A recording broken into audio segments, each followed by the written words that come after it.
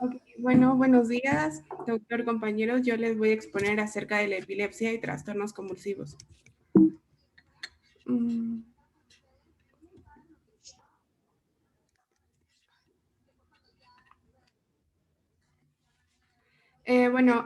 la epilepsia, según la ILAE, que es la Liga Internacional de la Epilepsia, la define como un trastorno en que surgen convulsiones recurrentes ocasionadas por una descarga excesiva y desordenada del tejido nervioso cerebral sin que haya un estímulo externo que lo esté ocasionando. Y la Organización Mundial de la Salud la define como una repetición crónica de crisis epiléptica y se hace el diagnóstico cuando el paciente ha tenido 2 o más crisis espontáneas con un intervalo mayor a 24 horas. Bueno, antes de iniciar con la etiología es importante conocer algunas definiciones para comprender mejor el tema. Para ello tenemos a la crisis epiléptica, que esta se define como un conjunto de síntomas o signos transitorios ocasionados por una descarga neuronal del cerebro anormal, y estas crisis se van a caracterizar por ser bruscas y breves. Por otro lado, tenemos a la epilepsia de origen genético o idiopático. Este es un trastorno en donde la causa no es conocida, sin embargo, se va a relacionar directamente con una mutación genética. Por otro lado, tenemos a la epilepsia estructural, que es un trastorno que posee antecedente etiológico demostrado, es decir, que cuando se realice el paciente una neuroimagen y se observe una anomalía, ello nos hará inferir que la anomalía está ocasionando las crisis epilépticas. Por otro lado, tenemos a la epilepsia de origen criptogénico, que es aquella en la que por el contexto clínico e imagen se supone un origen lesional adquirido, sin embargo no se puede tipificar con seguridad. Y también es importante saber la diferencia entre enfermedad y síndrome epiléptico. La enfermedad como tal es una entidad patológica con una etiología única y precisa, mientras que el síndrome es un conjunto de síntomas y signos que definen un proceso epiléptico. Esto va a incluir tanto la causa de esta, también el determinado tipo de crisis que se esté presentando, también las anomalías que se esperan ver en un electroencefalograma, también la respuesta al tratamiento y al pronóstico. Y bueno, por último, tenemos 2 tipos de epilepsia, que va a ser la activa y la de en remisión. La activa es cuando el paciente ha sufrido una crisis en los últimos 2 años, mientras que la de remisión es cuando el paciente no ha sufrido una crisis durante el mismo periodo. Y bueno, en esta tabla podemos observar las diferencias entre los distintos tipos de crisis cerebrales paroxísticas, que pueden ser de tipo epiléptico y no epiléptico, pero únicamente nosotros nos vamos a enfocar en el de tipo epiléptico. Clínicamente, como lo veremos más adelante, esta se va a clasificar en focal y generalizada, y de igual forma estas se van a clasificar dependiendo de la clínica. En el electroencefalograma se va a observar una descarga ictal, ya que va a haber una descarga neuronal excesiva e hipersincrónica, y el origen siempre va a ser cortical. Epidemiológicamente, las epilepsias son el tercer trastorno neurológico más frecuente después de los ictus y de las demencias.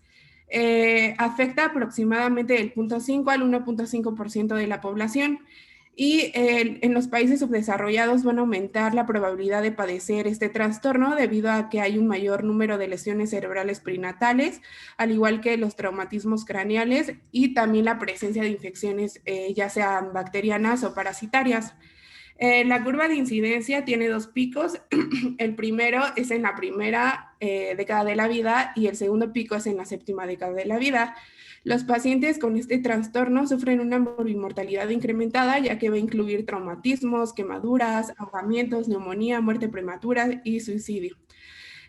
La muerte durante una crisis convulsiva en sí no se debe a la crisis, sino a las complicaciones que se generan, ya sea una complicación cardiopulmonar, apnea prolongada, una obstrucción bronquial, edema pulmonar, arritmias cardíacas. Y bueno, por último, es importante mencionar que las mioclonías van a ser propias en menores de 5 años, mientras que las crisis focales se van a concentrar entre los 5 a 50 años. Y bueno, como podemos observar en la gráfica superior, esta nos indica la distribución de los principales tipos de epilepsia por edad. Como se pueden dar cuenta, en todas las edades, el tipo de convulsión más frecuente es la parcial compleja y le sigue obviamente la crisis tónico-clónica generalizada. Y en la gráfica inferior podemos observar la distribución de las principales causas de las crisis. Como podemos observar, en menores de 14 años, la causa más frecuente es congénita. De 15 a 34 años, la causa más frecuente es por traumatismos, y en mayores de 35 años, la causa más frecuente es por alguna enfermedad cerebrovascular. Y bueno, la etiología es inexacta, sin embargo, se clasifica en tres. Es etiológica, que esto nos indica que va a ser genética. La segunda es patogénica, que esto nos va a indicar que hay alguna alteración neuroquímica subyacente a la crisis. Y el último es la clínica, que esta se va a clasificar dependiendo de las características electroclínicas que presente el paciente. Y estas causas van a variar con la edad y la localización geográfica. Como podemos observar en el primer cuadro, tenemos las causas que pueden ser hereditarias, congénitas y adquiridas. En congénitas podemos encontrar alguna displasia o disgenesia cerebral. De igual forma, podemos encontrar tumores cerebrales, alguna lesión intrauterina, algún síndrome neurocutáneo, principalmente neurofibromatosis, alguna anomalía cromosómica como síndrome de Down, entre otras. Y dentro de las adquiridas se encuentran los traumatismos, lesiones posquirúrgicas, posinfecciosas, infartos, hemorragias cerebrales, tumores, entre otras. Y es importante mencionar que la epilepsia asociada con traumatismo craneal, infección del sistema nervioso central y tumores ocurren a cualquier edad. Y en el segundo cuadro podemos observar las causas, pero ya clasificadas dependiendo de la edad de inicio de las crisis epilépticas. Es decir, en el periodo neonatal, la causa más probable es alguna alteración congénita del desarrollo, o puede también ser causada por algún traumatismo al nacimiento, anoxia, hipoglucemia, deficiencia de la vitamina B6, entre otras. Les dejo esta tabla para que lo vean más a detalle, ya que, como pueden observar, son diversas causas. Y esto pues va a depender de la edad de inicio de estas crisis. Ahí, Y espérame tanto. sí. Ajá, espérame tanto. Entonces, este es un tema muy importante. Recuerden ustedes que la epilepsia como tal, pues es un problema de salud pública por la gran cantidad de personas que van a llegar a desarrollarla. Debemos de tener dos conceptos importantes que acaba de mencionar su compañera desde el inicio de la plática, que son la presencia de crisis. Recuerden ustedes que la crisis entonces es un proceso, ¿sí?, clínico. Esto es muy importante porque vamos a ver un poquito, vamos a hacer algunas consideraciones sobre el electroencefalograma. Entonces, la crisis es un proceso clínico importante de una disfunción o alteración generalizada de la corteza cerebral. Esto es muy importante para estos aspectos de teología que están mencionando ahorita. Recuerden ustedes que las alteraciones que se van a presentar dentro de la corteza cerebral van a dar lugar a este aspecto clínico que vamos a ver más adelante sobre la presencia de las crisis. Las crisis, entonces, para nosotros poder diagnosticar epilepsia, necesita tener las consideraciones que mencionaron desde el inicio de la plática. Entonces, deben de tener 2 o más episodios. Entonces, normalmente vamos a llamarlo crisis convulsiva y ya vamos a tener alguna definición más precisa en el aspecto clínico. Quiere decir, va a ser una crisis generalizada o una crisis parcial o focal, o una crisis parcial o focal secundariamente generalizada. Como pueden ver, existe una diferencia importante entre los aspectos de la definición clásica que se utiliza desde el neurólogo Hewlett Jackson, ¿sí?, que es la clasificación que nos acaba de poner en una diapositiva previa. En este aspecto las van a manejar como estos dos grupos principales, las crisis generalizadas y las crisis parciales o focales. La nueva clasificación que se ha venido utilizando, que desgraciadamente no es una clasificación tan práctica o adecuada, es esta clasificación de la Liga en contra de la Epilepsia, que ha ido teniendo modificaciones a partir de 1980, dentro de las cuales tratan de implementar este aspecto que nos comenta su compañera de los síndromes convulsivos. Entonces, los síndromes convulsivos sí es un aspecto un poco más complejo porque involucra a este grupo importante de las alteraciones genéticas, por supuesto las alteraciones o hallazgos en el electroencefalograma y la presentación clínica del paciente, por supuesto, por grado de edad. Entonces, este es un poco más confuso. Si ustedes gustan, puede ser cualquiera de los dos aspectos importantes para su aprendizaje. Quiere decir, pueden aprender tanto de la clasificación básica o clásica, ¿sí? Que se han ido encontrando a través de estas dos determinantes, las crisis generalizadas y las crisis parciales o focales. Dentro de los aspectos, recuerden ustedes de etiología, es muy importante identificar que cualquier lesión, porque ustedes, como pueden ver, hay una causa muy diversa, todo este cuadro que nos pone su compañera, de causas hereditarias, congénitas, etcétera, etcétera. Vamos a tener dos grupos principales. El primer grupo va a ser el grupo de presentación, fíjense bien, de la crisis primaria se le llama. La crisis primaria son alteraciones importantes que vamos a ver ahorita en fisiopatología, dentro de las cuales se van a desarrollar los mecanismos para que se presente la crisis como tal. Esto usualmente en este desarrollo de epilepsia primaria, el desarrollo de las crisis no está relacionado, fíjense bien, a una alteración estructural bien determinada. Quiere decir que no es secundaria alguna lesión dentro de la corteza cerebral. La aclaración importante entonces es de que todo daño dentro de la corteza cerebral puede o es capaz de crearme estos fenómenos que se le llaman epileptogénicos, ¿sí? Por eso es de que en las múltiples causas, si nosotros tenemos un tumor, pero que comprime a la corteza, podemos tener desarrollo de crisis o epilepsia. Si tenemos una hemorragia que involucra parte o una de las vías de la corteza, vamos a tener desarrollo o posibilidad de epilepsia o crisis. Si tenemos enfermedades o alteraciones metabólicas que van a afectar la corteza, lo mismo si tenemos cambios dentro de la vascularidad, me refiero a las alteraciones de flujo sanguíneo cerebral. En general, cualquier tipo de alteración que tenga, fíjense bien, alteraciones importantes sobre el desarrollo cortical, esto es ya un poquito más específico de los síndromes genéticos y por supuesto de las alteraciones que llaman ahí hereditarias o congénitas.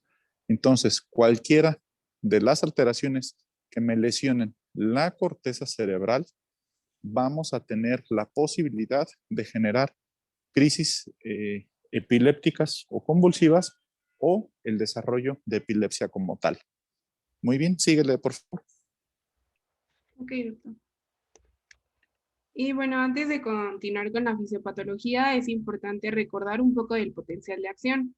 Este se define como cambios electroquímicos que ocurren a través de la membrana como respuesta a la aplicación de un estímulo umbral. Entonces se podría decir que la membrana va a estar en reposo, va a estar a menos 90 milivolts y esto se va a interrumpir por la aplicación de un estímulo umbral, lo cual va a ocasionar la apertura de los canales de sodio. Y obviamente al entrar este ion a la membrana se va a empezar a despolarizar. En un principio se irá despolarizando lentamente hasta llegar a un umbral que es a menos 60 milivolts. Entonces, la entrada de sodio es el estímulo para que se abran más canales de este ion, por lo que la despolarización va a proseguir con más rapidez hasta llegar al sobretiro. Hasta este momento, su fuerza impulsora se va a empezar a reducir, entonces los canales de potasio se van a empezar a abrir un poco más lentamente y van a permitir la salida de este ion, lo cual va a ocasionar la fase de repolarización. Posteriormente, cuando la célula ha terminado de repolarizarse, aún se mantienen abiertos los canales de potasio, por lo que el interior se va a empezar a hacer más negativo durante la hiperpolarización y al terminar esta fase, la membrana o, bueno, en este caso la célula, la célula va a empezar a regresar al potencial de reposo y esto va a ser gracias a la acción de la bomba sodio-potasio. Y cuando los canales de sodio y potasio pasen del estado inactivo al cerrado, la célula va a estar en condiciones para responder a un nuevo estímulo. Y bueno, ya recordando un poco del potencial de acción, ya vamos a detallar más la fisiopatología de la epilepsia. La base fisiopatológica de este trastorno es una descarga normal y exagerada de ciertos agregados o poblaciones neuronales del cerebro. Y para que las descargas neuronales anormales lleguen a producir crisis epilépticas, se necesitan de 3 procesos. Va a ser un proceso de sincronización, el proceso de amplificación y propagación de las descargas. Y bueno, el elemento celular básico de la descarga epiléptica es el llamado cambio de despolarización paroxística, el cual se abrevia con las letras PDS. Este en sí es un potencial excitador posináptico y es el resultado de un desequilibrio entre los mecanismos excitadores e inhibidores a las que todas las neuronas están constantemente expuestas.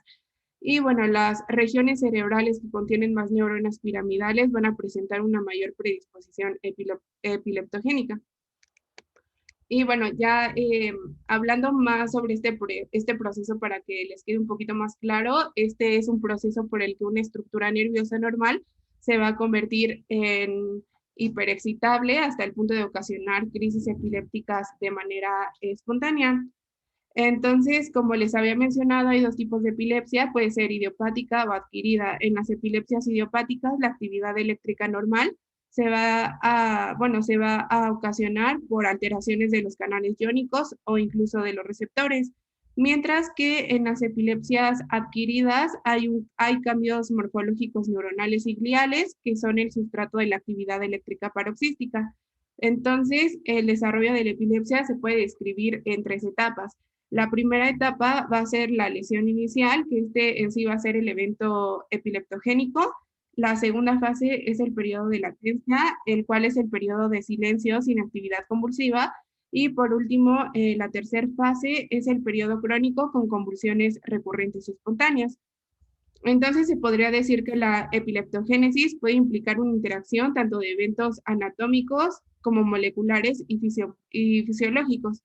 Entonces, el factor principiante inicial va a activar diversos eventos de señalización, ya sea inflamación, oxidación, apoptosis, neurogénesis y plasticidad sináptica.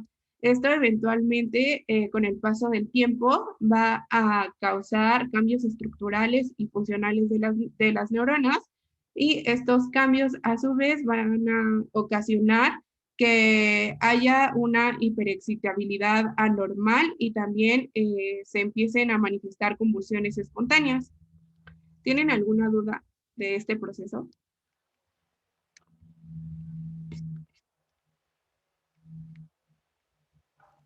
No, todo bien, gracias.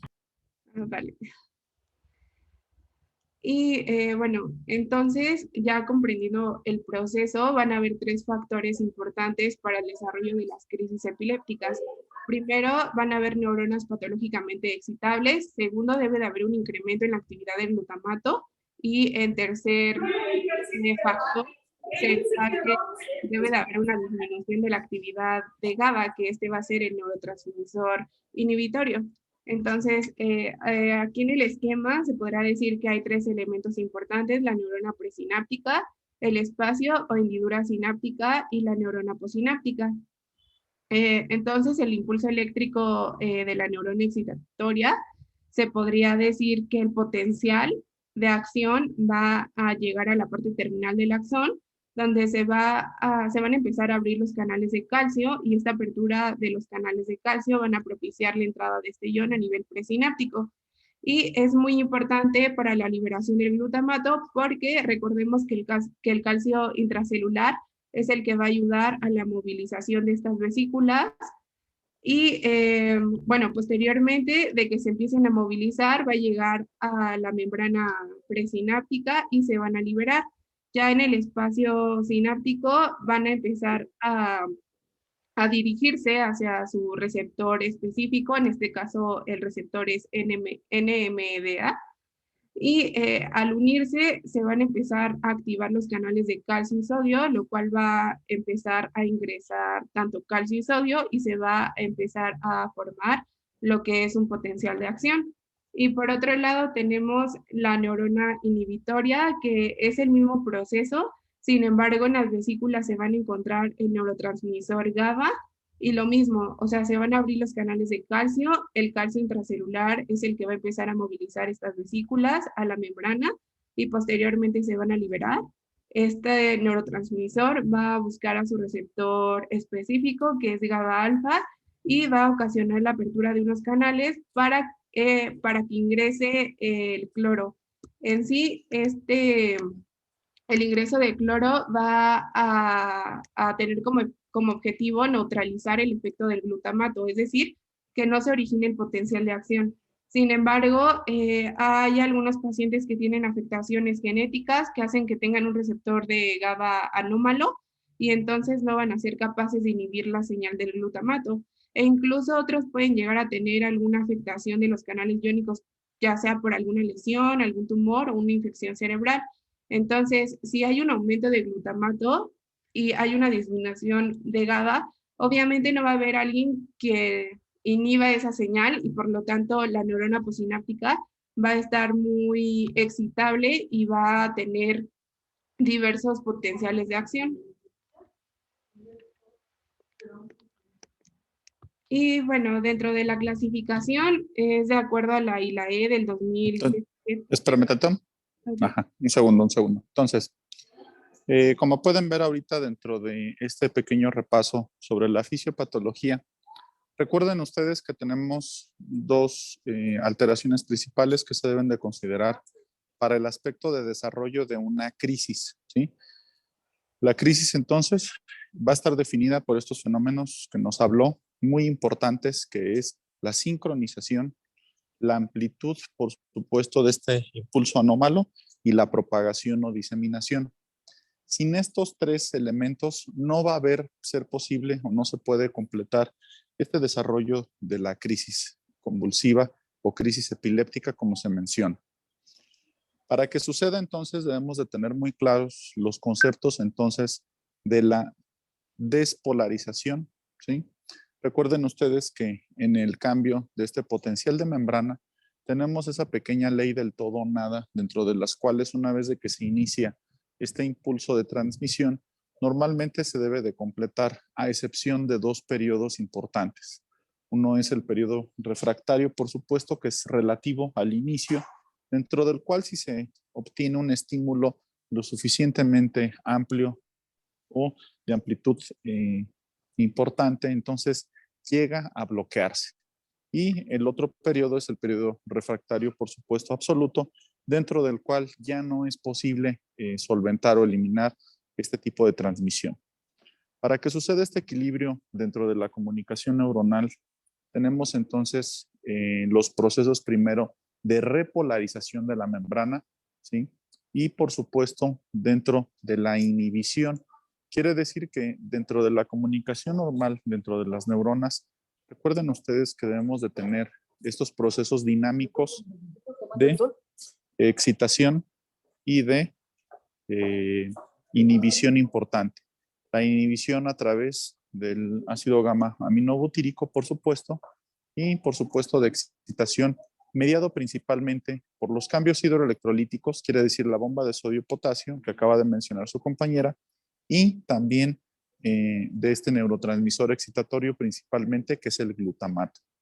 Entonces, una vez de que existen estas alteraciones importantes, se deben entonces, van a presentarse esta sincronización. Quiere decir que una zona importante de la corteza cerebral está teniendo un estímulo anormal o una actividad neuronal anómala.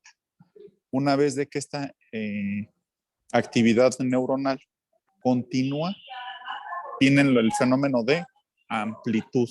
Entonces, la amplitud quiere decir de que ya no pueden existir una contención adecuada, ¿sí? Por parte de los mecanismos, primero de inhibición, y por supuesto viene el tercer evento, que es la diseminación o propagación, dentro de la cual la crisis se supone que debe de ser focal primero y después puede llegar a ser generalizada, depende de este tipo de fenómenos. Entonces es muy importante que recuerden estos aspectos básicos de la fisiopatología para poder comprender también cómo van a actuar los medicamentos para poder contener este desarrollo de las crisis importantes. Síganme, por favor. Bueno, la clasificación de las crisis epilépticas es de acuerdo a la ILAE, que es la Liga Internacional contra la Epilepsia del 2017. Esta la clasifica en crisis focales y generalizadas y esta a su vez se basa en criterios electroclínicos. Es decir, que si el paciente tiene o no afectación del nivel de la conciencia, concretamente podríamos decir si tiene o no la capacidad de darse cuenta de lo que está ocurriendo a su alrededor. Y bueno, como podemos ver en el primer cuadro, tenemos a las crisis de inicio focal, que esta se clasifica en inicio motor y de inicio no motor.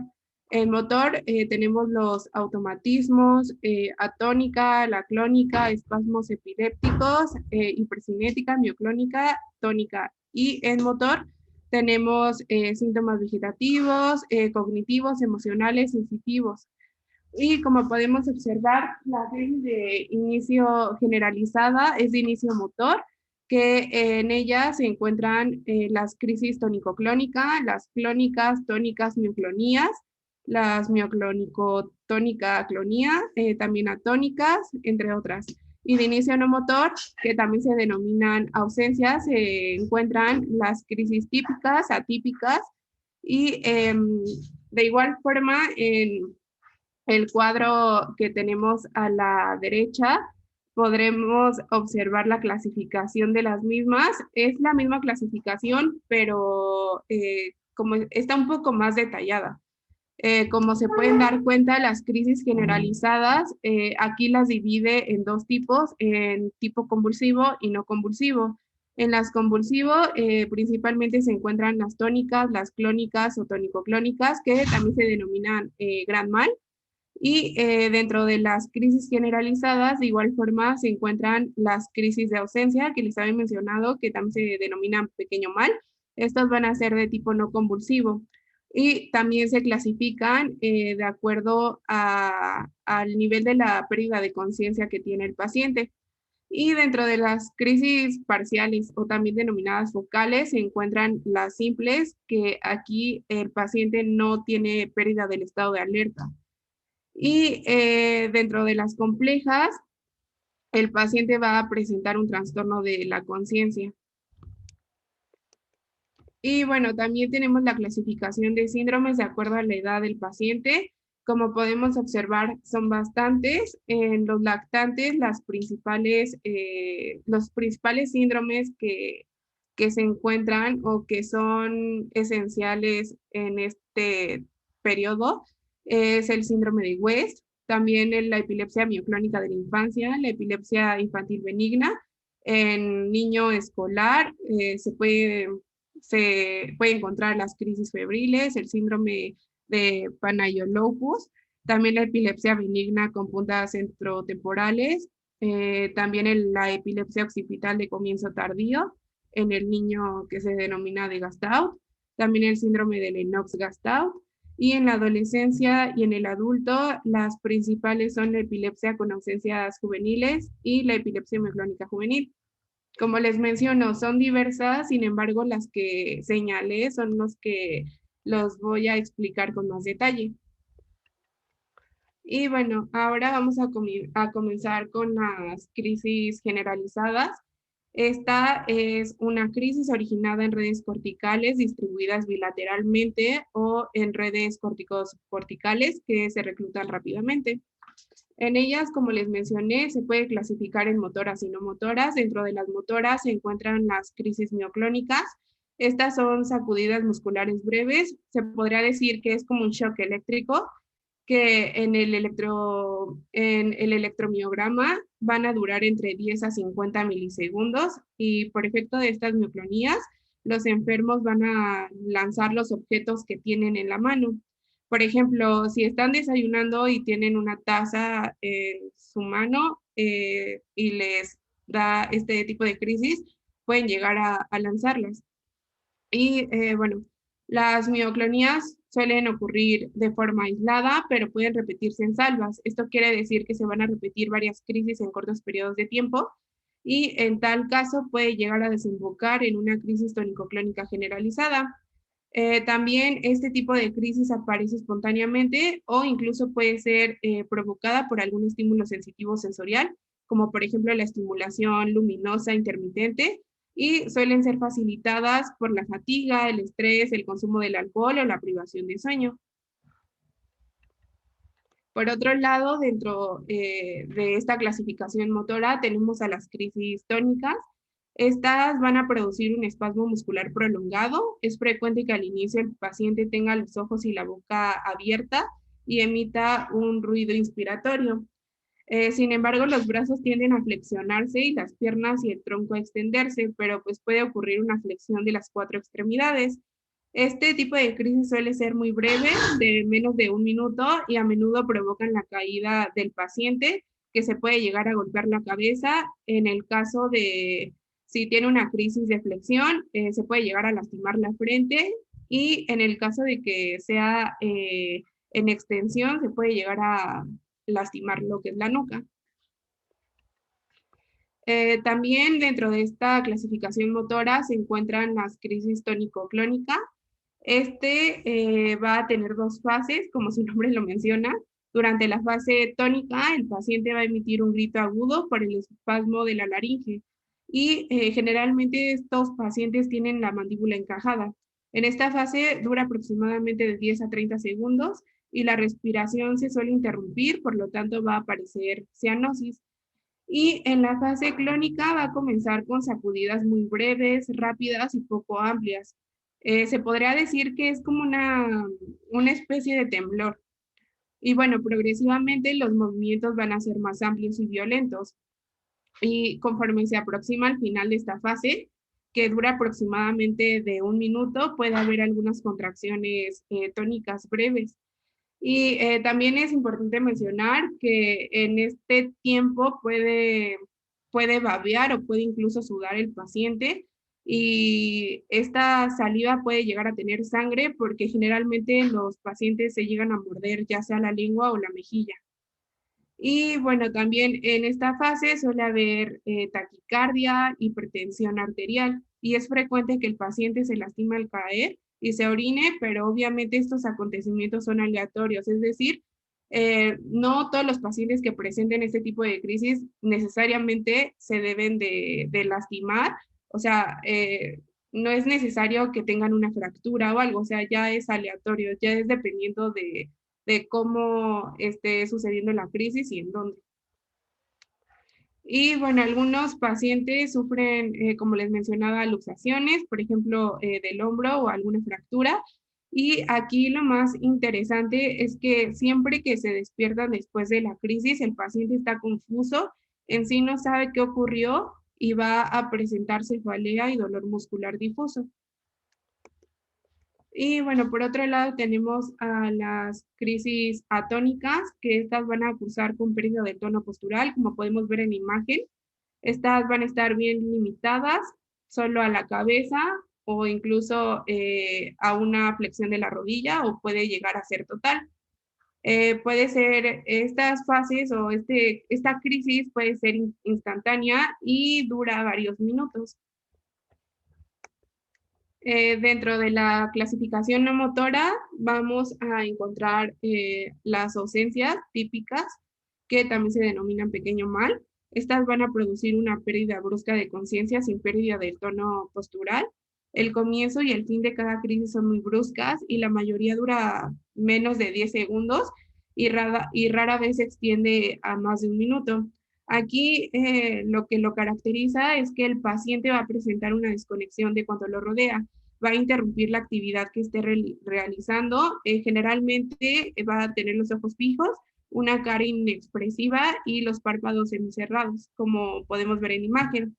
Cuando recupera el paciente la conciencia, va a reanudar la actividad que estaba haciendo, y la mayoría de las veces no tiene noticia de haber sufrido la ausencia. O sea, para ello fue como me fui a un viaje astral y ya. pero no, efectivamente, pues obviamente tuvo una ausencia típica. Y bueno, también tenemos a las ausencias atípicas, que aquí va a ser un tipo de crisis con pérdida brusca de conciencia, va a tener un comienzo prolongado y se va a asociar con mioclonías y otras manifestaciones motoras.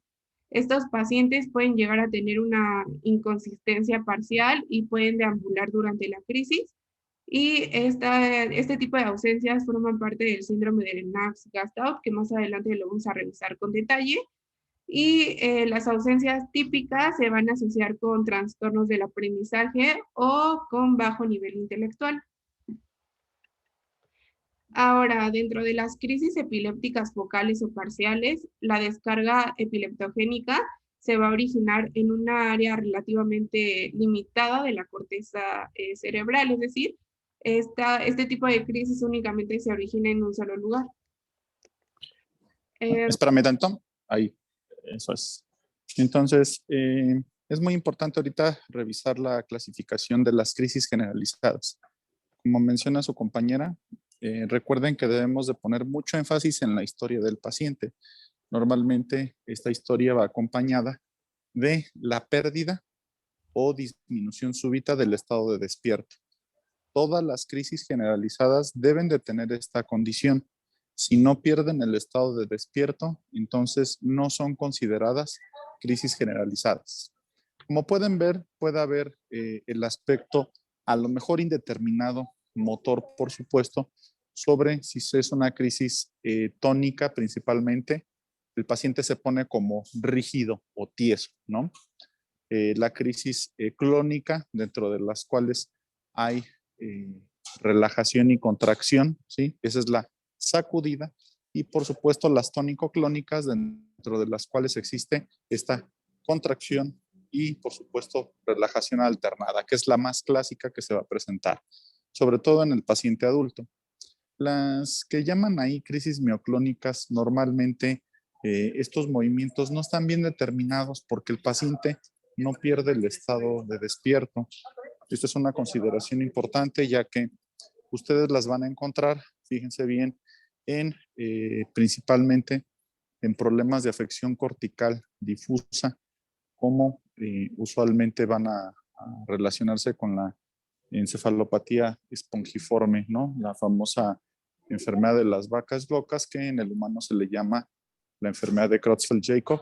Esta es una enfermedad que causa degeneración cortical importante en pacientes jóvenes y por supuesto se acompaña de estas mioclonías. Entonces, esta es una como característica muy aparte.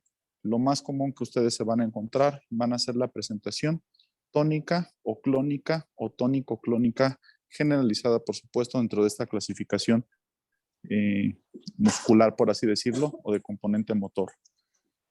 Las crisis atónicas importantes, ¿sí? Ya sea en cualquiera de los varios estados del paciente, me refiero al paciente pediátrico o al paciente adulto, van a ser muy importantes porque se pueden presentar de esta misma característica. Son pacientes entonces que pierden de manera súbita, por supuesto, el tono muscular, condicionando caída importante. Las crisis de ausencia son muy, muy comunes, tanto las típicas o las atípicas, dentro de las cuales, así como dijo su compañera, es una desconexión. El paciente se desconecta totalmente dentro del medio que lo rodea, pero tiene la capacidad de retomar las actividades o la actividad en el momento donde la dejó. Entonces, a veces es muy difícil identificarlas, por supuesto, o diagnosticarlas por este componente de pérdida súbita, pero sigue siendo una crisis generalizada para que lo tomen en cuenta. Sigue, por favor. Sí, doctor. Bueno, en las crisis epilépticas focales, aquí el paciente va a experimentar una combinación variada de síntomas y signos motores y no motores. Motores tenemos, por ejemplo, automatismos como chupeteos, deglución. También cuando el paciente se frota las manos sería un automatismo, e incluso cuando se frota las manos con la ropa. Y dentro de los motores, pues serían como síntomas más sensitivos, sensoriales, emocionales, cognitivos, entre otros. Las crisis, este tipo de crisis se va a clasificar de igual forma en simples y complejas. Las simples van a ser crisis en donde el paciente no va a tener pérdida del estado de conciencia y muy a menudo surgen de focos en la corteza sensoriomotora, en tanto que las complejas, aquí ya son crisis en donde el paciente presenta pérdida del estado de conciencia y por lo común nacen en áreas límbicas y también autónomas y especialmente en el lóbulo temporal o frontal. Y bueno, ya la sintomatología de estas crisis va a depender del área cortical donde se esté originando. Por ejemplo, en el caso de que se origine del lóbulo frontal, generalmente el paciente va a presentar una desviación de los ojos, también puede que tenga una vocalización simple. También el comienzo de este tipo de crisis es muy brusco, tanto el comienzo como el fin. También puede presentar enuresis. Y en el caso de que se localicen en el área motora primaria, el paciente presenta detención del lenguaje, vocalización simple, también disfasia, entre otras.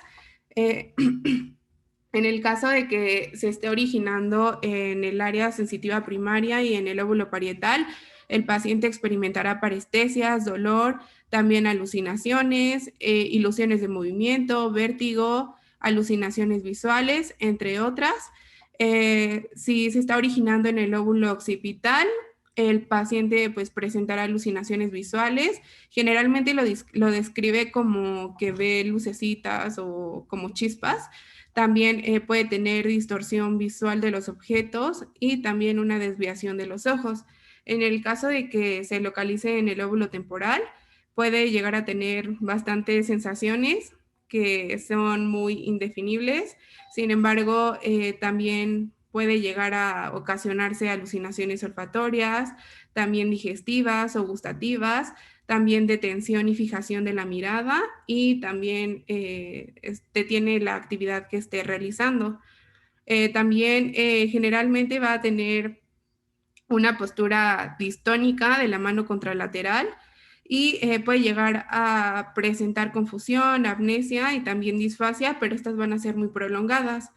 Y en el caso de que se localice en el lóbulo temporal, pero en la corteza posterolateral, va a presentar alucinaciones auditivas, también vértigo, movimientos faciales y signos vegetativos.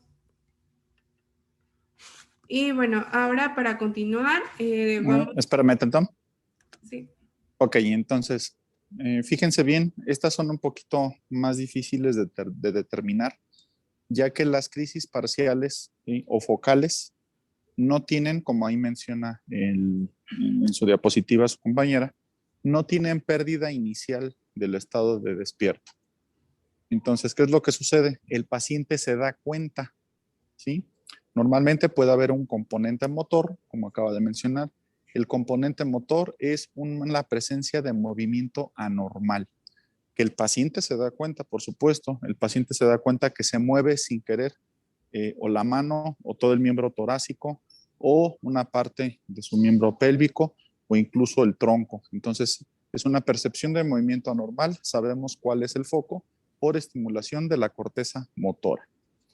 Puede haber un componente sensitivo tan diverso como todas las sensaciones que nos acaba de presentar, ¿sí? Recuerden que la sensación no es específica y depende, por supuesto, si es en la corteza parietal con esas sensaciones anómalas, en la corteza occipital con la presencia de alucinaciones o percepción anómala visual.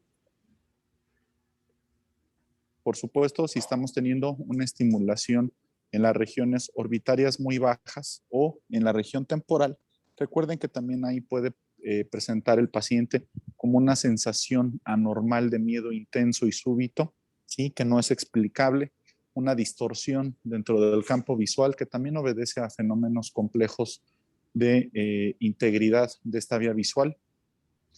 Puede haber fenómenos de presencia de emociones anómalas por estimulación también del sistema límbico y, por supuesto, la sensación de olor desagradable tan famosa como lo es la cacosmia, ¿no? Así se le llama. El paciente está presentando una sensación de olor anormal y usualmente también se relaciona con crisis relacionadas a las porciones del lóbulo temporal.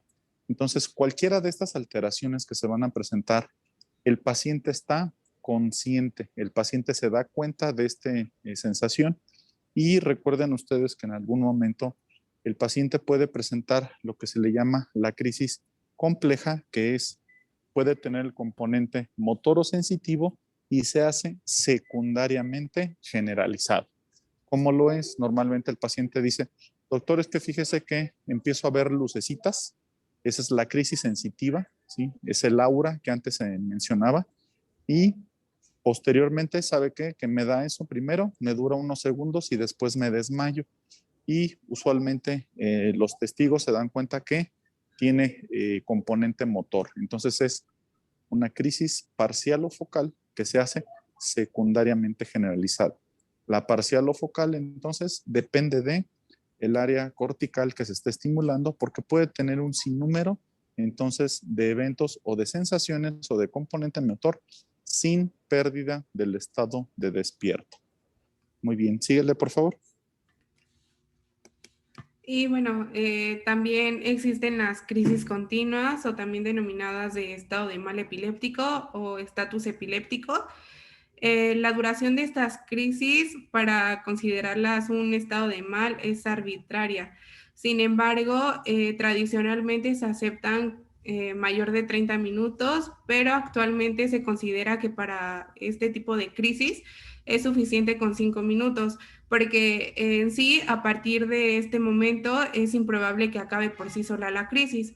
Y bueno, por otro lado, también la repetición de las crisis epilépticas no tienen alguna recuperación de la conciencia. O sea, el paciente puede llegar a tener una crisis tras otra y no va a haber como un lapso de tiempo para que recupere la conciencia. O sea, son como repetitivas. Y bueno, ahora les voy a mencionar los síndromes epilépticos generalizados más importantes. Bueno, vamos a comenzar con la epilepsia mioclónica benigna de la infancia. Esta es de origen idiopático y son mioclonías muy importantes en los niños. Generalmente este tipo de epilepsia se da en menores de 3 años de edad.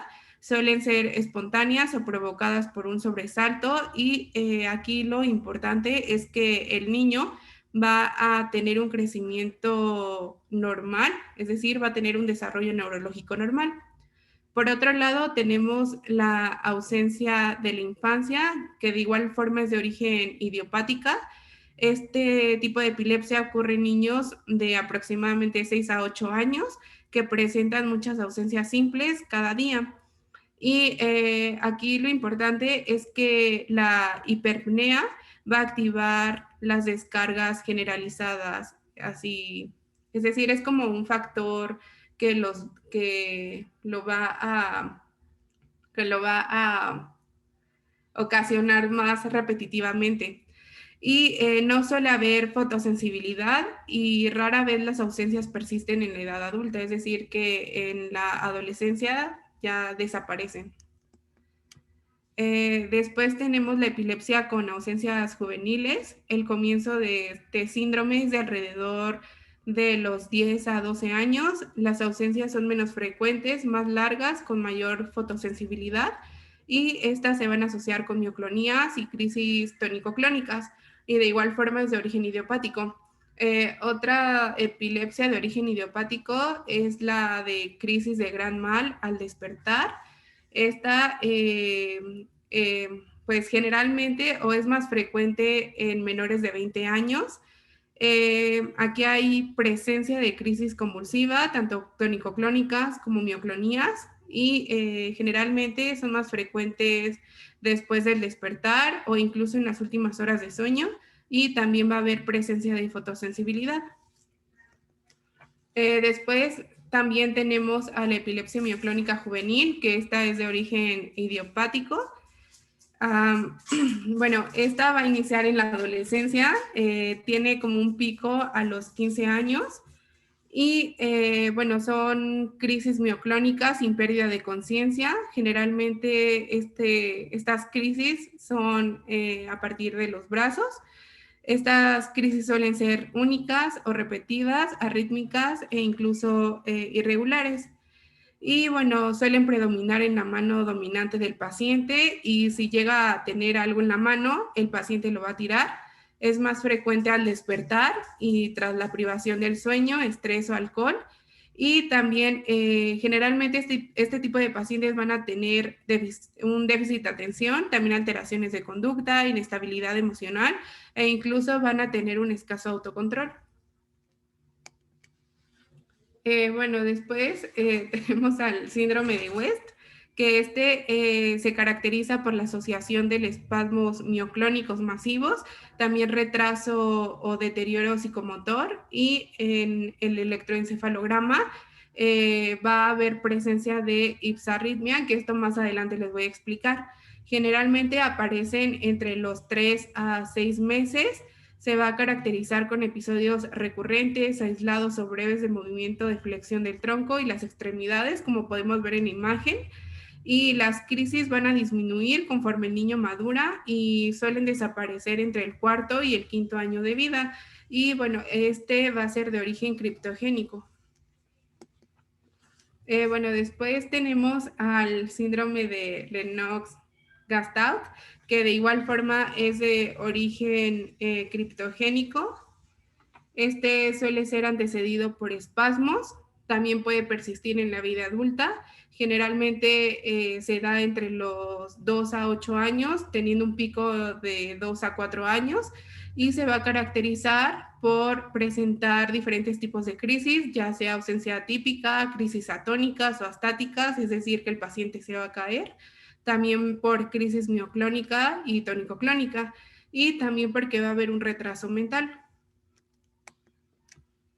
Y bueno, para continuar, ahora con los síndromes epilépticos focales más frecuentes se encuentran la epilepsia benigna infantil con paroxismos centrotemporales o también denominada epilepsia rolándica.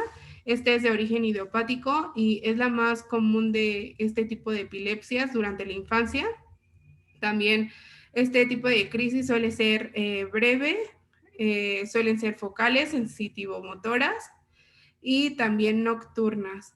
También hay detención del lenguaje y salivación, se puede llegar a extender a todo el hemicuerpo y también es importante mencionar que este tipo de epilepsia suele desaparecer en la adolescencia. Y bueno, otra epilepsia de origen idiopática se encuentra la epilepsia focal occipital benigna con crisis vegetativas o también se denomina síndrome de Panayotopoulos. Este ocurre en niños de edades comprendidas entre el primer año de vida a los 14 años, teniendo un pico de entre los 3 a 6 años y no va a predominar el sexo. Estas crisis suelen ser largas, de aproximadamente 6 minutos y la mitad de ellas se van a prolongar en estados de más de 30 minutos. Pero aquí la crisis epiléptica suele ser muy raro, el estatus, o sea, ya que sea mayor a 30 minutos. Y 2/3 de las crisis van a ocurrir durante el sueño. Y bueno, los pacientes suelen presentar náuseas, vómitos, palidez, incontinencia de orina, también taquicardia, inquietud, y puede llegar a aparentar también un síncope por su aspecto flácido y pálido que presentan. Y bueno, como secuela van a presentar detención del lenguaje, desviación de los ojos y también contracciones hemifaciales. Y bueno, por otro lado tenemos a la epilepsia occipital benigna de comienzo tardío, que es la de Gastaut.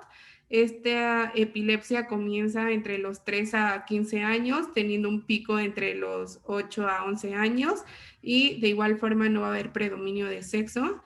Las crisis suelen ser breves y frecuentes, pero pues pueden llegar a ocurrir tanto en el sueño como en el despertar y se van a caracterizar por desviaciones de los ojos, también alucinaciones visuales elementales, también pérdida de visión, que esta puede llegar a ser total, también por cefalea intensa y a veces hay alteraciones de la conciencia y de la conducta y también alucinaciones complejas.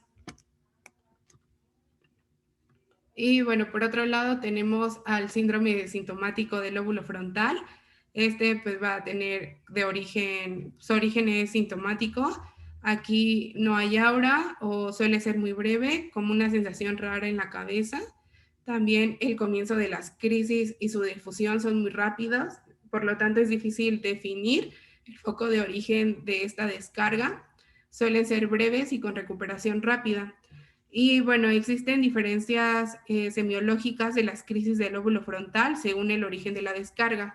Es decir, si se encuentra o se localiza en la cara lateral externa del lóbulo frontal, va a tener como, o van a comenzar como un giro de la cabeza y una contracción tónica postural del brazo contralateral. En el caso de que la crisis sea en la cara media del lóbulo frontal, a menudo solo provoca la disminución de conciencia con ausencia y también pueden llegar a producir caídas bruscas. Y en el caso de que se origine en la porción orbitomedial, se va a caracterizar por ser breve, por ser frecuente, y estas crisis son estereotipadas, es decir, por ejemplo, el paciente puede pegar con un brazo, puede patalear. También en el caso de que se localice en la porción orbitomedial, el paciente pues, puede llegar a tener una conducta sexual impulsiva. Y bueno, ahora dentro de los síndromes específicos se encuentran las crisis febriles. Este tipo, bueno, las crisis febriles, según la ILAE, la define como crisis asociada a la fiebre, pero sin que haya una infección del sistema nervioso central, ni una alteración hidrolítica ni metabólica.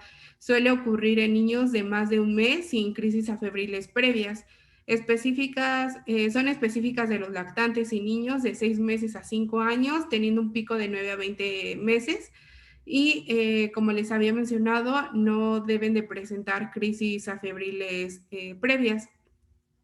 Esta crisis el 80% de las crisis que se presentan en este síndrome son tónico-clónicas, el 15% tónicas y el 5% atónicas.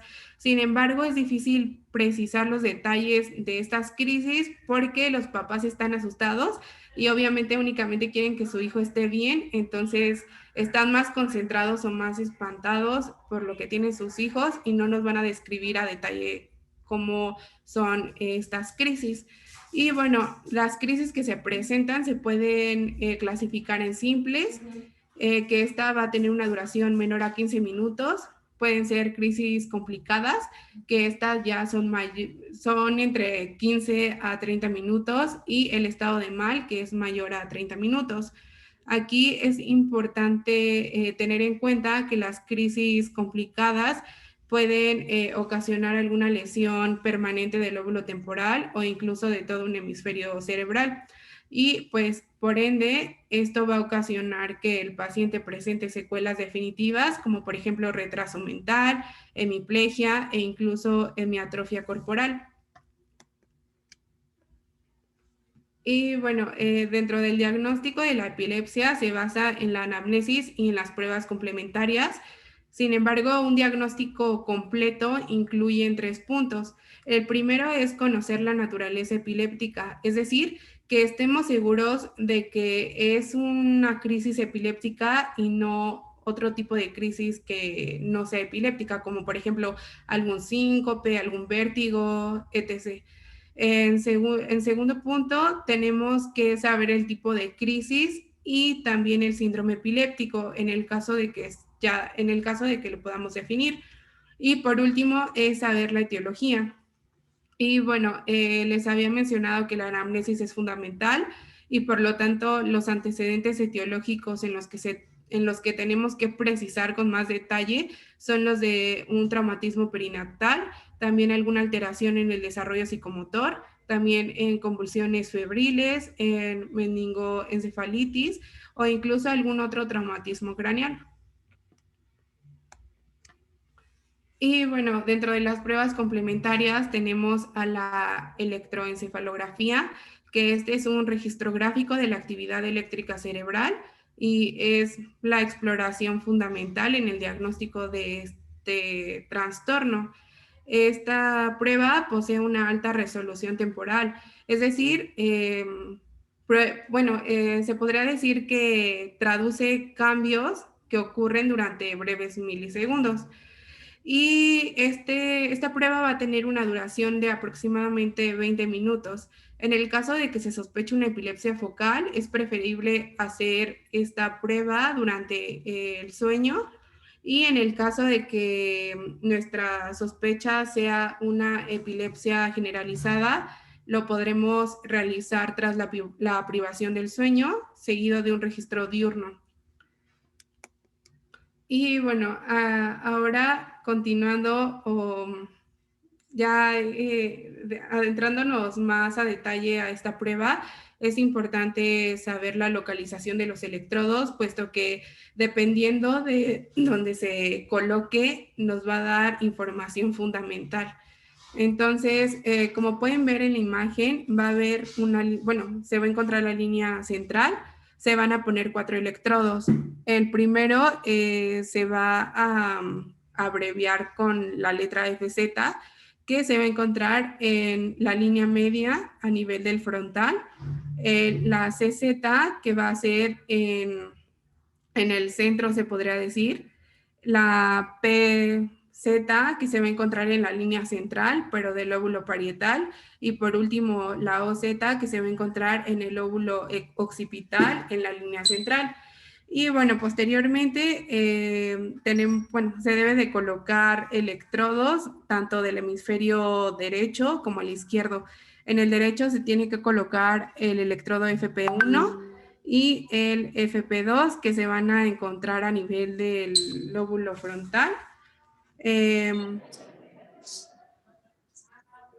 el hemisferio izquierdo se tiene que colocar en F3 y en F2 porque va a recoger información sobre el lóbulo frontal. Y bueno, como pueden ver, ya va a depender de los electrodos y aquí les dejo la tablita en donde nos muestra la localización de estos. Y bueno, como más, un dato curioso que se me hizo es que en el hemisferio izquierdo se van a utilizar números impares, mientras que en el derecho se utilizan números pares. Y bueno, esta prueba va a darnos información en forma de ondas y en ella vamos a estudiar la frecuencia de estas, que es el número de veces en que una onda se repite en un segundo, también la amplitud, que esta está determinada por la medición y la comparación de la distancia entre la línea base y el pico de la onda, y también la morfología. Y bueno, aquí hay 4 ondas normales que todos debemos de tener, que es la onda delta, la teta, la alfa y la beta. La delta va a tener una frecuencia de aproximadamente 0.5 a 3 Hz y generalmente es más específica en el sueño profundo. La onda teta va a tener una frecuencia de 4 a 7 Hz y esta va a ser específica para el sueño ligero. La onda alfa va a tener una frecuencia entre los 8 a 13 Hz y es específica para la vigilia relajada y para la concentración. Y por último, la onda beta va a tener una frecuencia mayor a 14 Hz y esta va a ser específica para la vigilia activa. Y bueno, como les mencionaba, obviamente este trastorno va a tener diversas anomalías. En ella podemos encontrar una onda punta, que esta va a tener una actividad rápida de 30 a 70 milisegundos. Puede haber una onda aguda, en donde las puntas van a tener una mayor duración de 70 a 200 milisegundos. También puede haber un complejo punto onda, el cual pues, va a ser una punta seguida de una onda lenta, como podemos observar. También puede haber una polipunta, que esta es la asociación de más de 2 puntas, como podemos observar en el gráfico. Y por último, se puede llegar a presentar un complejo polipunta onda. Esto significa que va a haber una sucesión de más de 2 puntas asociadas a una onda lenta. Y bueno, ya teniendo en cuenta... Ahí, espérame, Danton. Ajá. Entonces, como pueden ver primero dentro de la clasificación importante clínica, es muy compleja si tratamos de integrar los síndromes que nos acaba de dar su compañera. Como pueden ver, hay características muy importantes que ahí también forma parte determinante estos hallazgos. El hallazgo más importante dentro de los elementos diagnósticos es la parte clínica. La parte clínica, estamos de acuerdo que a pesar de que tengamos una información muy limitada por lo que nos acaba de comentar su compañera, que puede ser la misma impresión de ver una crisis presencial, por supuesto, a veces no está bien determinada el componente motor, ya sea cualquiera de las fases que acabamos de ver, o por supuesto si es una crisis focal o parcial y que posteriormente se hace generalizada. Sin embargo, debemos de tener una gran cautela a la hora de identificar o tener una sospecha alta clínica de que el paciente, por supuesto, no tenga otro tipo de alteraciones, como lo pueden ser las alteraciones del ritmo cardíaco o de la presión arterial, por supuesto, porque nos puede dar este fenómeno de síncope que puede confundirse de manera muy sencilla o muy fácil. Otros fenómenos como alteraciones, por supuesto, hidroelectrolíticas, también nos van a dar características de disminución del estado de conciencia que pudieran confundirse fácilmente con alguna crisis. Por supuesto, las alteraciones dentro de la concentración de glucosa. Recordemos que normalmente las cifras menores de 60 miligramos por decilitro de glucemia van a tener alteraciones importantes del estado de conciencia y también se pueden confundir con estos fenómenos de crisis. Entonces, una vez de que descartamos ese aspecto, la utilidad importante del electroencefalograma no es, fíjense bien, primordial para diagnosticar epilepsia. ¿Por qué?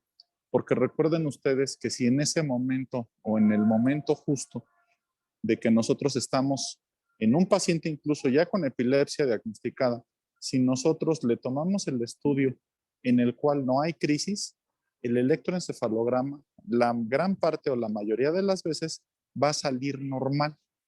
Entonces, a esto se le llama electroencefalograma interictal, quiere decir que no tenemos el asunto de la crisis evidenciada y a veces en algunas patologías incluso o en algunos estados que no desarrollan crisis convulsivas, no van a tener mayores elementos para identificar estas ondas anormales. Quiere decir que tenemos dos situaciones importantes con el electroencefalograma. Una, la presencia de electroencefalograma normal, entre comillas, ¿sí? En personas que ya tienen diagnóstico de epilepsia, incluso en tratamiento médico, por supuesto. Y el otro aspecto de que en una persona que no se generan adecuadamente los fenómenos, dijimos, de sincronización, ¿sí? Fenómeno de amplitud y fenómeno de propagación o diseminación, si no están bien determinados esos elementos, podemos tener, fíjense bien, ondas anormales presentadas en el electroencefalograma, pero que no tienen consecuencia clínica, que es muy importante. Por lo tanto, necesitamos ser muy críticos y muy cuidadosos a la hora de interpretar cualquiera de las ondas anormales que nos presentó su compañera, porque en la mayoría de las veces, como no se cumplen estos fenómenos importantes de epileptogénesis, el paciente no tiene crisis, ¿sí? Por lo menos una fase clínica identificable y, por supuesto, no está presentando fenómenos clínicos. Entonces, aún con el hallazgo importante de las ondas en el electroencefalograma. Entonces, por eso debemos de tener muy claros estos aspectos acerca de la interpretación del electroencefalograma, que estamos de acuerdo, es un estudio paraclínico muy importante para nosotros tener ubicación sobre el manejo también de este tipo de pacientes. Síguele, por favor. Y bueno, obviamente el tipo de crisis va a depender de la clínica, como dice el doctor, del paciente. Entonces, en la electroencefalografía va a depender también del tipo de crisis. Por ejemplo, en la crisis mioclónica generalmente se van a encontrar complejos de polipunta onda generalizados y estos van a ser simétricos. En el caso de las crisis tónicas, van a tener complejos de ritmos rápidos. En el caso de las crisis tónica clónica, va a comenzar con un ritmo reclutante durante la fase tónica y va a proseguir con una lentificación de esta. En el caso de las ausencias típicas, generalmente se van a encontrar complejos de punta onda generalizado y estas van a ser simétricas. En el caso de las ausencias atípicas, generalmente se encuentran complejos punto onda, que estos van a ser lentas. En el caso de las crisis focales, se van a encontrar complejos de punta onda y estas van a ser rítmicas. Y bueno, dentro de los síndromes epilépticos, como les había mencionado, tenemos al síndrome de West, que esta va a presentar espigas y ondas lentas, multifocales y continuas de gran amplitud, que pues en sí se denomina ipsarritmia, como podemos ver en este electroencefalograma. Es como bueno, tiene como una figura de montaña. En el caso del síndrome de Lennox-Gastaut, va a presentar complejos de punta onda lenta. Estos van a ser difusos o incluso pueden llegar a ser multifocales. En el caso de la epilepsia mioclónica juvenil, se van a presentar complejos de punta onda o pueden también presentarse complejos de polipunta onda. Generalmente son de 4 a 6 Hz. En el caso de la ausencia infantil, va a presentar un complejo punta onda a 3 Hz, como podemos observar. En el caso de la epilepsia rolándica, esta va a presentar puntas centrotemporales aisladas o agrupadas, que pues básicamente va a presentar complejos de punta onda de gran amplitud, como podemos observar. Y por último, en la epilepsia de Gastaut va a presentar complejos de puntas y ondas lentas occipitales. Y bueno, otra prueba complementaria es la magnetoencefalografía, que este es un registro gráfico de la actividad eléctrica cerebral. Esta prueba se basa en la detección de los campos magnéticos generados por las corrientes eléctricas neuronales y bueno, tiene como objetivo conseguir una localización más precisa de donde se encuentre la lesión que probablemente lo esté originando. Y por otro lado tenemos a la neuroimagen por TAC y resonancia magnética. Ambas permiten identificar fácilmente la mayoría de las lesiones macroscópicas causales de la epilepsia. Sin embargo, hay indicaciones importantes para realizar este tipo de prueba. Una de ellas es que la crisis sea de comienzo focal a cualquier edad. La segunda es que sean crisis generalizadas o no clasificadas de comienzo en el primer año de vida o en la edad adulta. El tercer punto importante es que sea una epilepsia de difícil control farmacológico. El cuarto punto es que hay un cambio de patrón de las crisis o que hay una disminución en su control. Y por último, la última indicación es que haya alguna aparición de déficit neurológico o incluso neuropsicológico. Y bueno, dentro del diagnóstico diferencial es importante realizarla con el síncope, con un ataque isquémico transitorio, también con la amnesia global transitoria y la migraña. Dentro de las crisis epilépticas, como podemos ver en sus características, es de inicio agudo, generalmente tiene una duración entre el primer al segundo minuto, va a tener movimientos variables, incontinencia de igual forma es variable. En el electroencefalograma va a ser epileptiforme y la recuperación del paciente es lenta, incluso es confusa. Y bueno, como les mencioné, es importante realizar el diagnóstico diferencial con el síncope. Aquí el inicio, a pesar de que es agudo, la duración puede ser de segundos a minutos. Aquí dentro de los movimientos hay pérdida de tono, pero es muy raro que el paciente presente incontinencia. En el electroencefalograma generalmente va a ser lento y la recuperación del paciente va a ser rápida y en estado de alerta. En el caso del ataque isquémico transitorio, a pesar de que es de inicio agudo, la duración es mayor a comparación de una crisis, o sea, puede ser de minutos a horas. No va a presentar incontinencia el paciente. En el electroencefalograma, este puede ser lento, focal y generalizado. Y la recuperación del paciente es en estado de alerta. En el caso de la amnesia global transitoria, de igual forma, a pesar de que es de inicio agudo, la duración es súper mayor a comparación de una crisis epiléptica. O sea, la duración es de horas. No va a haber movimientos anómalos y de igual forma no va a haber incontinencia. En la prueba complementaria que les mencioné anteriormente va a ser normal y la recuperación del paciente va a ser en estado de alerta. Y por último, se tiene que realizar el diagnóstico diferencial con migraña. Este va a ser de inicio gradual, va a tener una duración de 20 a 30 minutos, habitualmente no tiene movimientos anómalos, definitivamente no va a presentar incontinencia, la prueba complementaria va a ser normal o incluso puede llegar a lentificarse y la recuperación del paciente generalmente es en estado de alerta y puede llegar a presentar cefalea en el 50% de los casos.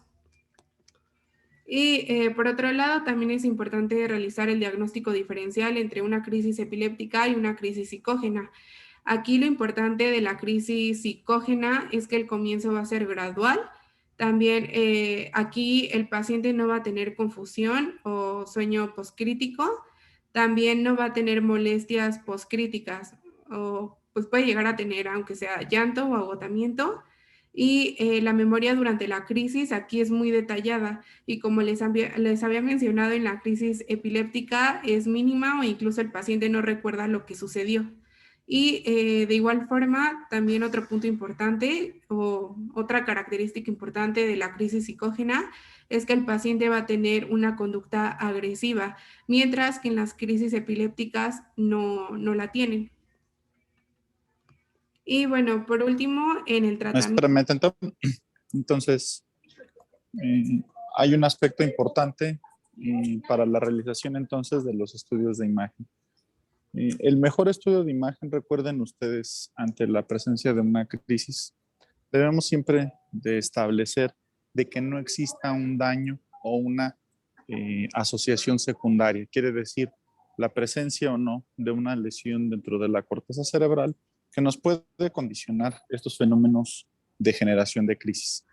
Entonces, aquí hay que hacer una aclaración importante en el aspecto de que de manera ideal en el protocolo del paciente no solamente es la presentación clínica la que nos interesa.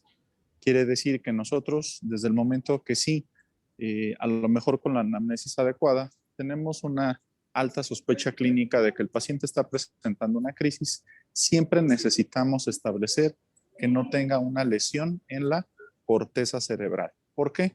Porque siempre recuerden ustedes que, aunque afortunadamente casi el 80% de la presentación de las crisis convulsivas o de epilepsia en algún momento van a ser por alteraciones, dijimos, dentro de la bomba, por ejemplo, de sodio-potasio o unos fenómenos de falla que condicionan alteraciones importantes en la síntesis o en el funcionamiento adecuado del ácido gamma-aminobutírico, que son fenómenos de inhibición. Entonces, esas alteraciones que son muy puntuales, no las vamos a ver como alteraciones estructurales dentro de los estudios de imagen, pero siempre es importante descartar, ¿sí?, que tengamos algún tipo de lesión en la corteza que nos esté condicionando. Por lo tanto, si el paciente no tiene criterios de urgencia, que son algunas de la lista de situaciones que nos puso su compañera hace unos momentos, si el paciente no tiene una urgencia, el paciente tiene una recuperación adecuada, entonces lo ideal es hacerle un estudio de resonancia magnética. La resonancia magnética nos da una alta fidelidad, recuerden ustedes, para identificar lesiones dentro del parénquima cerebral, por supuesto el sistema ventricular o alteraciones que nos pueden dar por colecciones subdurales o epidurales que pudieran ser hematomas o algún otro tipo de afección principal a este tipo de efectos anatómicos. Entonces, siempre es importante descartar, ¿sí? O sea, no estamos utilizándolo como medida diagnóstica, sino como para descartar algún proceso que realmente nos esté dando este tipo de situación, ya que recuerden que, por supuesto, en los grupos de edad, la presencia de crisis convulsivas, a veces sin un factor de asociación importante, sí no es tan fácil de determinar. Quiere decir que la mayoría de estos pacientes usualmente no vamos a tener alteraciones que identifiquemos en el electroencefalograma o alteraciones importantes en estudios de imagen, pero hago este énfasis importante en el aspecto de identificar lesiones que se nos pudieran pasar por alto y que nosotros creemos que se trata de una crisis convulsiva de forma primaria. Entonces, esa es la utilidad más importante de los estudios de imagen. La magnetoencefalografía realmente no se utiliza de manera común o rudimentaria, por lo menos aquí en México no hay centros adecuados para poderla realizar y te debemos de confiar mucho en el aspecto clínico, les repito, que es un aspecto muy importante sobre la decisión de iniciar tratamiento médico inicial. Muy bien. Síguele, por favor. Y bueno, dentro del tratamiento, esta puede dividirse en 4 modalidades. La primera es en el tratamiento farmacológico, es decir, en el empleo de los antiepilépticos, que esto va a tener como objetivo controlar totalmente la crisis o aunque sea disminuirlos.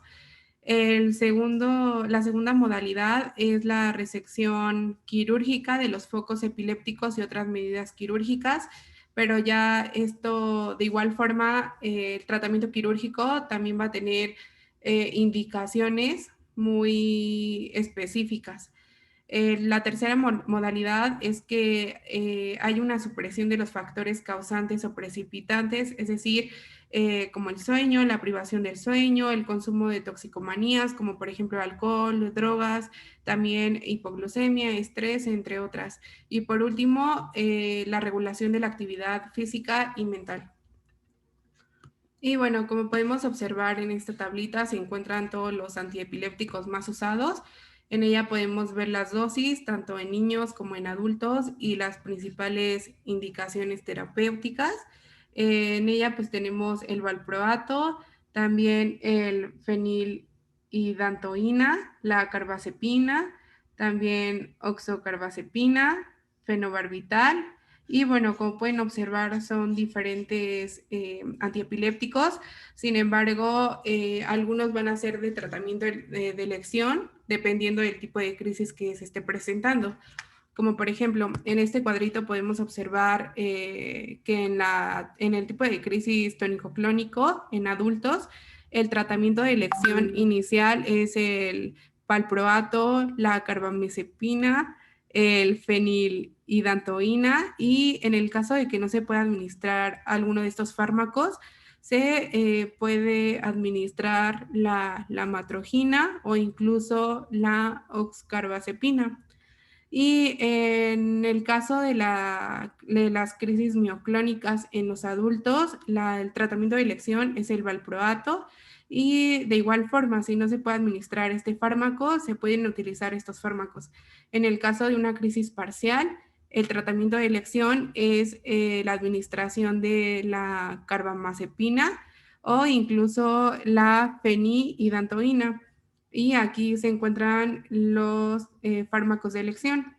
Y por último, las crisis de ausencia se utilizan, o el tratamiento de elección es el valproato. Y como podemos observar en el cuadro inferior, se encuentran el tratamiento de elección o los antiepilépticos de elección en las crisis epilépticas en la niñez. En el caso de una crisis tónico-clónica, se tiene que administrar valproato, y de igual forma en la crisis mioclónica. En el caso de las ausencias, de igual forma se va a utilizar el tratamiento de elecciones el valproato, pero de igual forma, si no se puede administrar este fármaco, se pueden utilizar estos fármacos, y si no se pueden llegar a utilizar estos antiepilépticos, se puede utilizar la tercera opción, que sería la matrogina. Y bueno, les dejo el cuadrito para que lo chequen con más detalle. Y ahora, el tratamiento farmacológico para el estado del mal epiléptico en adultos.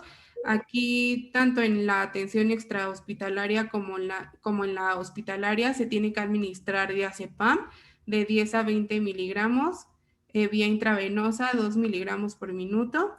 En el caso ya que se encuentra en el segundo escalón, se administra fenitoína de 700 a 1000 miligramos, 30 miligramos por minuto, vía intravenosa. Y bueno, ya en el caso de que se encuentre en cuidados intensivos, se le administra propofol 2 miligramos por kilo y bueno, por vía intravenosa con un ritmo de 5 a 10 miligramos por kilo por hora. Y bueno, en el síndrome de West, el tratamiento... Aquí, espérame tanto. Sí. Ok, entonces, primero, la importancia de establecer un tratamiento anticomicial o antiepiléptico de manera oportuna radica, fíjense bien, la mayoría de los pacientes cuando se les da monoterapia, quiere decir escoger el anticomicial o antiepiléptico más indicado para ellos, vamos a tener un control adecuado de las crisis en más de la mitad, es decir, hasta en el 68% de los pacientes va a ser exitoso el manejo si nosotros utilizamos una monoterapia adecuada. Estamos de acuerdo que esta tabla parece ser muy confusa al inicio. Vamos a manejar para fines muy didácticos para ustedes 3 medicamentos importantes. El medicamento primero, el de elección, el que les van a preguntar, por supuesto, en algún examen que ustedes hagan, es el levetiracetam. El levetiracetam es un medicamento de amplio espectro, se le llama. Quiere decir que tiene una cobertura adecuada para la mayoría de los tipos de crisis de manera inicial y tiene la particularidad, ventaja de que es un medicamento que se le pueden agregar otros medicamentos. Quiere decir, tiene sinergia, ¿sí? Que eso es muy importante en el aspecto de la toma de decisión para inicio de un manejo anticomicial.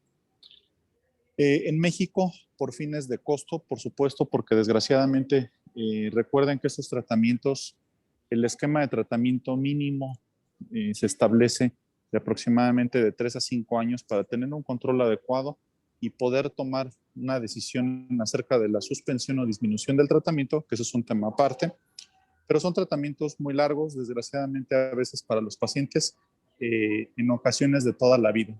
Por lo tanto, necesitamos un medicamento que tenga amplia cobertura y en México se sigue utilizando la famosa fenitoína. La fenitoína o difenilidantoína, como lo marcan algunos libros, es un medicamento que tiene 2 ventajas en México. Una de las ventajas es su bajo costo, por supuesto, por lo cual se puede dar de manera adecuada en las dosis terapéuticas. Y tenemos la gran ventaja de que tiene la presentación intravenosa. La presentación intravenosa nos sirve también para fenómenos de impregnación, como se debe de requerir en los aspectos de un estatus epiléptico o incluso para subyugar la crisis en el área de urgencias. Entonces, el primer medicamento que deben de ustedes de aprender es el levetiracetam en adultos principalmente, con esta posibilidad de sinergia que acabamos de mencionar. En segundo término tenemos a la fenitoína o difenilidantoína, como lo acabo de mencionar. Y para pacientes pediátricos, el medicamento de elección para casi la totalidad de las crisis es el valproato de magnesio. El valproato de magnesio también tiene una excelente cobertura para casi la gran totalidad de los elementos de crisis que se acaban de mencionar en esta tabla. Otros medicamentos que tienen buena utilidad, como la carbamazepina, por ejemplo, la lamotrigina, el topiramato, el felbamato, entre otros, normalmente vamos a tener una segunda o tercera opción para poderlos agregar a la monoterapia ya establecida. Quiere decir que normalmente se inicia con el tratamiento a base de un anticomicial y posteriormente se inicia con un aumento de la dosis o con agregar otro tipo de medicamentos. Los medicamentos muy específicos, por ejemplo, aquí sí vamos a tomarlo en cuenta para la enfermedad de Lennox-Gastaut. El tratamiento ideal, fíjense bien, para Lennox-Gastaut debe de ser el felbamato. El felbamato sí es un medicamento que ahí se pone como de tercera opción, es de la primera opción inicial, ¿sí? En el síndrome de West vamos a tener el medicamento de primera elección que estamos ahí correctos es la vigabatrina, que son los medicamentos que se deben de aprender para este tipo de casos especializados. Entonces, recordar que existen medicamentos de amplio espectro, ¿sí? Y que se pueden utilizar de manera muy adecuada. Con ustedes nos vamos a quedar entonces en el aspecto de monoterapia. Repito, el primer fármaco anticomicial de elección es el levetiracetam en adultos y el valproato de magnesio en paciente pediátrico. Ok, síguele por favor.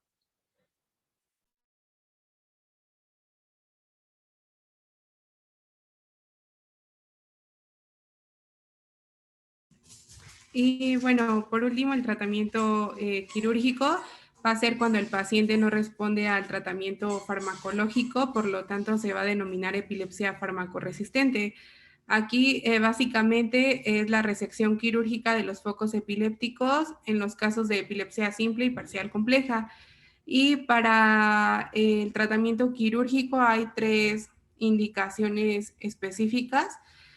Una de ellas es que el paciente tenga epilepsia refractaria con crisis que interfieren en su vida diaria, es decir, que las crisis no dejen al paciente realizar sus actividades cotidianas. El segundo punto importante es el tiempo de evolución. El paciente debe de tener epilepsia de al menos 2 años y se hará una excepción en el caso de que la crisis ya puede llegar a amenazar la vida del paciente. Y por último, el último punto es que las epilepsias tratables quirúrgicamente sean aceptables, es decir, que las secuelas que deje el tratamiento quirúrgico sean aceptables y esto se va a considerar de acuerdo a la gravedad del paciente. Y bueno, el tratamiento quirúrgico se plantea en el 20 al 30% de los pacientes que no responden al tratamiento farmacológico y de ellos únicamente el 20 al 40% van a ser candidatos a una cirugía resectiva. Y bueno, por otro lado tenemos la estimulación del nervio neumogástrico. Esta ya es una técnica paliativa más indicativa en los casos muy seleccionados de pacientes. Este tipo de tratamiento es cuando ya, o sea, el paciente no, no, no, no no se pueden tratar las crisis epilépticas con el tratamiento farmacológico ni es candidato al tratamiento quirúrgico. Por lo tanto, este tratamiento se usa ya como tercera opción y generalmente es para las crisis parciales y generalizadas refractarias. Aquí el mecanismo de acción de este tratamiento no es conocido, sin embargo, se cree que está implicado en el sistema adrenérgico. Y bueno, aquí se van a hacer 2 incisiones, uno en el cuello, en donde se van a colocar los electrodos. Estos electrodos se van a colocar como en 3 espirales que van a envolver al nervio vago. Y otra incisión debajo de la clavícula, en donde se va a colocar el electroestimulador. Entonces, básicamente se implanta en la pared anterior del tórax y se va a conectar el electrodo a la altura de la bifurcación de la carótida izquierda con el electroestimulador. Y bueno, por último, tenemos el tratamiento no farmacológico, una dieta cetogénica. Esto es importante ya que reduce el 50% de las crisis convulsivas y de igual forma, este tratamiento es únicamente para la epilepsia refractaria y se centra más en niños de 1 a 10 años. Aquí para entrar en cetosis debe de realizar el paciente ayuno por lo menos 1 a 2 días y esta dieta tiene que ser alta en grasas, baja en proteínas y muy baja en hidratos de carbono. Y bueno, ¿tienen alguna duda? Espérame, Tentón. Vamos a hacer una aclaración primero sobre el tratamiento quirúrgico. Entonces, el tratamiento quirúrgico efectivamente está condicionado para protocolos muy, muy estrictos. Quiere decir, como acabas de mencionar, no todos los pacientes son candidatos a un tratamiento quirúrgico a pesar de tener este aspecto de la farmacoresistencia. Los criterios entonces de la farmacoresistencia se abarcan desde la continuación de 3 a 5 fármacos sin respuesta de crisis. La respuesta de crisis, recuerden que es muy importante por la presencia o continuación de crisis a pesar de estas dosis máximas de medicamentos y de la utilización de 2 o 3 fármacos que pueden ser hasta 5. ¿Qué es lo que se hace entonces? Se hacen protocolos muy estrictos dentro de los cuales la determinación del foco epileptogénico a veces es muy difícil porque se encuentra en situaciones no determinadas, quiere decir, zonas muy grandes de la corteza cerebral, a veces son las que están descargando de manera anómala y no es posible realizar una resección. Cuando sí se puede y son candidatos a este tipo de pacientes, podemos hacer procedimientos que el gran común de ellos son resecciones a nivel de las regiones mediales y basales del lóbulo temporal, que se refiere a la hipocampectomía y a la resección también de la amígdala, por supuesto, que es la amígdalo-hipocampectomía. Se pueden hacer, por supuesto, una interrupción dentro de las fibras de conexión que corren a cargo del cuerpo calloso, dentro de las cuales también esta famosa callosotomía también tiene una utilidad de manera adecuada. Y otros procedimientos más importantes y más precisos a través del tallo cerebral para interrupción de vías también nos ayudan para poder tener esta determinación, incluso lesiones muy selectivas a nivel de, por ejemplo, el giro del cíngulo o de algunas estructuras relacionadas con el sistema límbico. En general, entonces, el objetivo de estos tratamientos quirúrgicos es la disminución de la necesidad de los medicamentos. Ningún tratamiento quirúrgico va a quitar la necesidad de continuar el tratamiento farmacológico del paciente. Lo que sí se hace es que ustedes recuerden que con dosis altas de medicamentos y por supuesto con la politerapia o polifarmacia, como la llaman algunos, vamos a tener consideraciones importantes a través del metabolismo hepático y por supuesto el riesgo de que en algún momento por la larga toma de este tipo de medicamentos nos lleven a una toxicidad hepática que conlleve al desarrollo, en algunos casos desgraciadamente, a la insuficiencia hepática. Entonces, los tratamientos quirúrgicos son muy importantes en este tipo de pacientes cuando las condiciones son óptimas y cuando se establece un protocolo adecuado, que como dice su compañera, no todos los pacientes son candidatos a este tipo de situación. Otro tipo de cuestiones que mencionaba ahí sobre los cambios del estilo de vida, realmente no se tienen unas pruebas fehacientes o resultados por lo menos tan aceptables como lo menciona ahí, algunos cambios dentro del estilo de vida y por supuesto la implementación de este tipo de dietas extrañas, ¿no? Que es esta dieta cetogénica o cetógena, ¿no? Dentro de las cuales, pues bueno, se pueden tener cierto cambio o cierta implementación, pero realmente cuando no se tiene un tratamiento farmacológico adecuado, realmente no vemos un cambio o disminución dentro de las crisis de manera importante. Entonces, recuerden ustedes que todo este tipo de padecimiento, como lo es la epilepsia, conlleva a múltiples causas de morbilidad.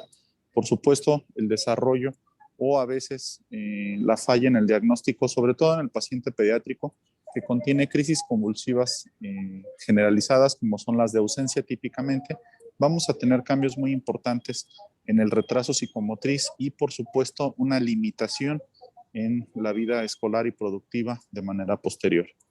Recuerden también que uno de los aspectos dentro de los cuales se hizo énfasis en esta clase fue el aspecto de las crisis febriles, que por supuesto son unas crisis muy, muy frecuentes también en el paciente pediátrico. Se ha establecido ya un daño en las porciones mediales del lóbulo temporal a causa de este desarrollo de las crisis febriles. Por lo tanto, si no se controlan adecuadamente, vamos a tener la consecuencia de generarle el mayor riesgo a este tipo de pacientes de presentar epilepsia en la vida adulta o incluso la aparición de una epilepsia juvenil. Entonces, las consideraciones de tratamiento son muy importantes. Todos los pacientes deben de tener un protocolo adecuado y, por supuesto, la toma de decisión en acerca del inicio de la terapia debe de estar a cargo, por supuesto, del especialista y que pueda tener toda la información necesaria para establecer el mejor tratamiento para este tipo de pacientes. No sé si tengan alguna duda o comentario acerca de este tema que vimos el día de hoy. No, doctor, muchas gracias.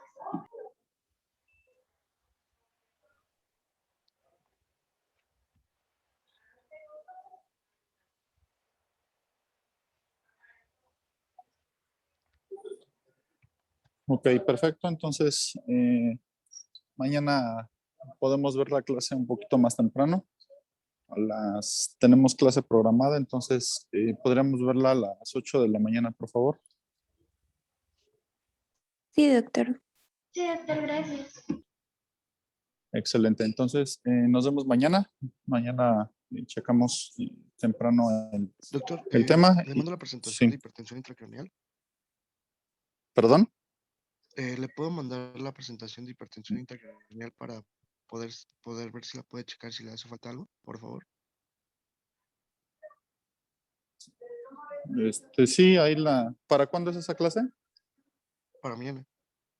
Ah, no, por supuesto que no. Ya dimos un límite, ¿no? Para revisar las clases.